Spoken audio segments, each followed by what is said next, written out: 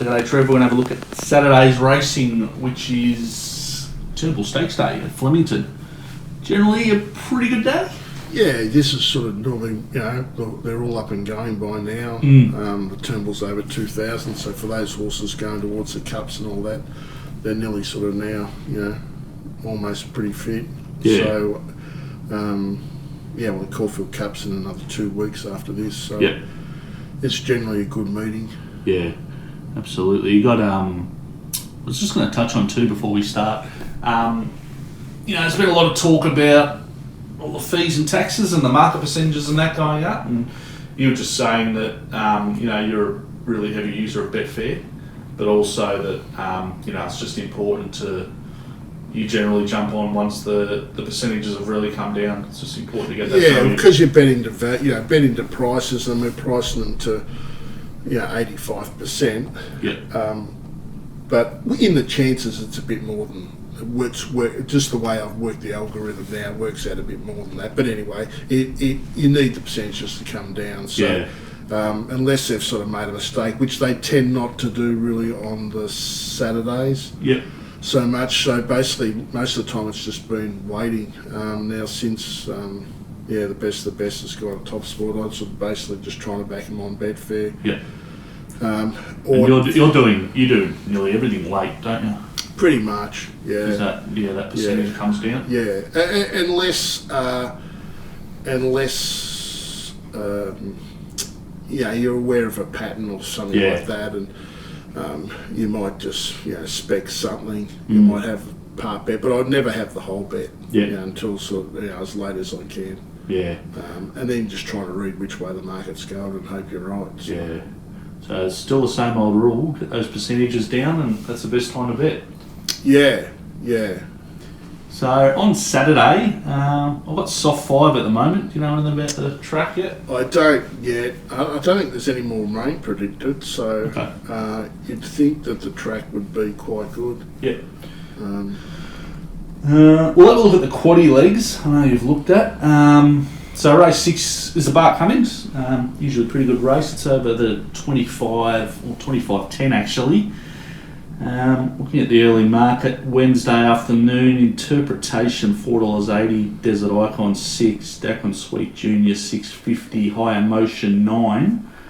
How did your market look compared to that? So I've got interpretation a bit shorter than that. Okay. So I've got it clear favourite. Yep. It's had 2 runs back. Last start was caught a bit wide, was a bit sort of cramped for room. Late, Williams goes on. This third up. The winner of this race is exempt from the ballot in the Melbourne Cup, so they're all sort of up. They'll be trying. They'll be up trying, yeah. So they can sort of have them peak here, and then maybe give them half a flat run, and then run the Cup in 6 weeks. I think or 20, whatever it is, 30 days or something like that. Yeah.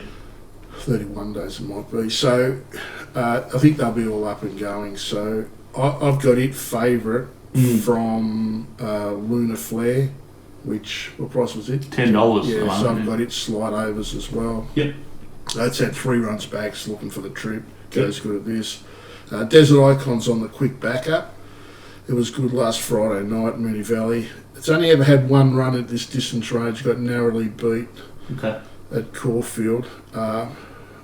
I've got it next pick, but I've got it a bit longer than the market. I've got Daquin Junior a bit longer than the market as well. Yep. And I've got High Emotion around what price the market is.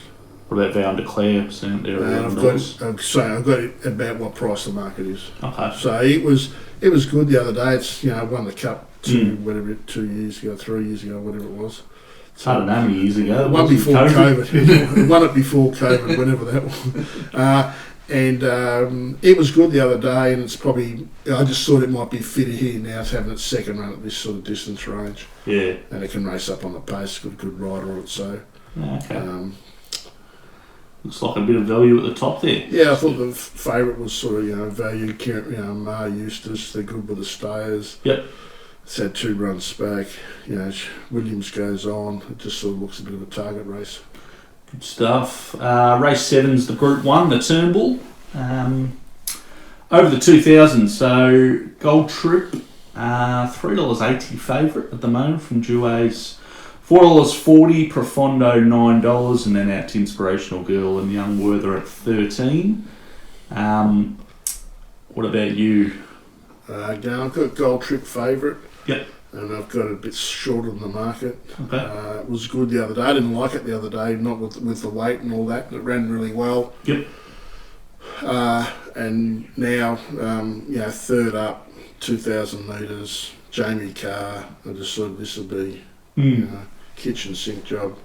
So I thought it was, the map's quite good, it can handle any ground, so I thought it was the one to beat. Yep.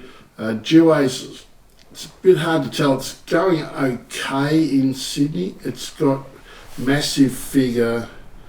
Last start wasn't great, was it? Or was it alright? No, it was sort of funny run race. It got back and it was fair. And wet track probably. And then it won the Australian Cup. Yeah.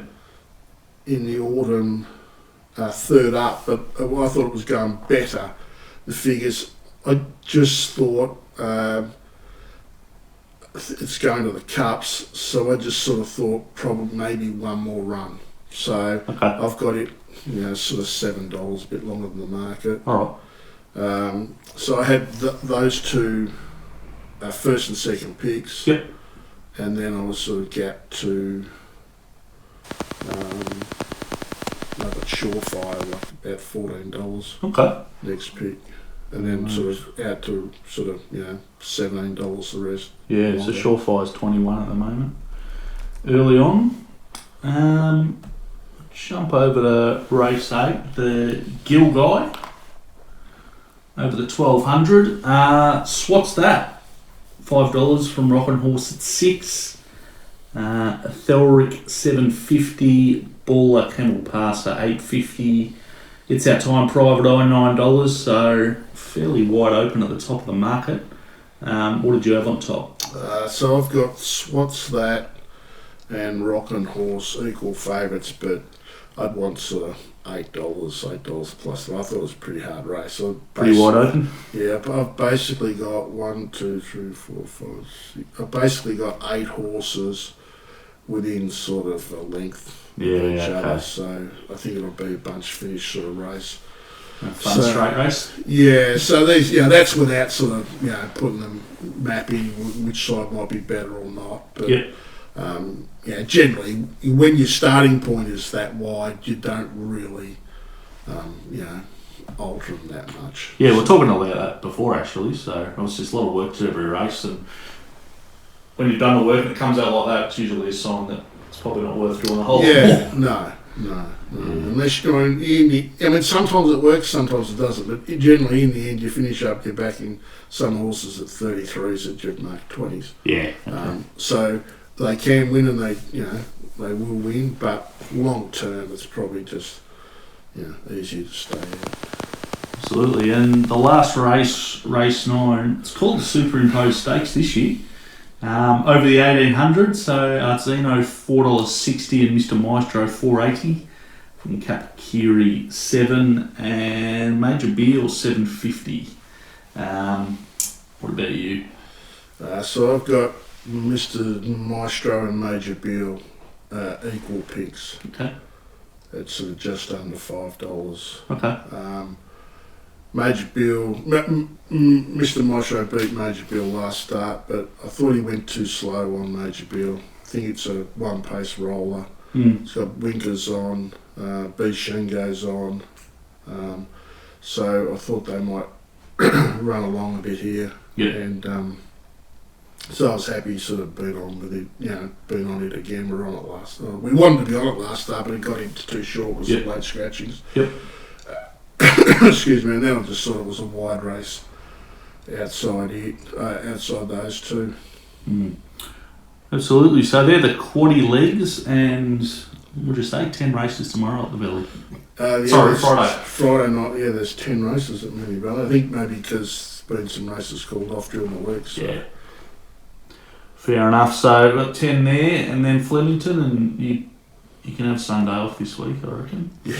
The last week. So Yeah, it was actually. It was obviously a small but real high quality field at Sandham, the Underwood, which will make it look at a blood. He was good, yeah. He was good. I sort of got him going. He improved. He was the one that sort of improved out of the race. I had Zaki doing about what it did first up, so I had it where I had assumed it would go forward, and I've got on Thunderstruck going backwards. So, and Mr. Brightside went backwards. Okay. So I thought going forward, Alligator Blood's got a chance. Zaki probably maybe just was a run behind. The yard report I get was they thought it was probably a run behind. Yep.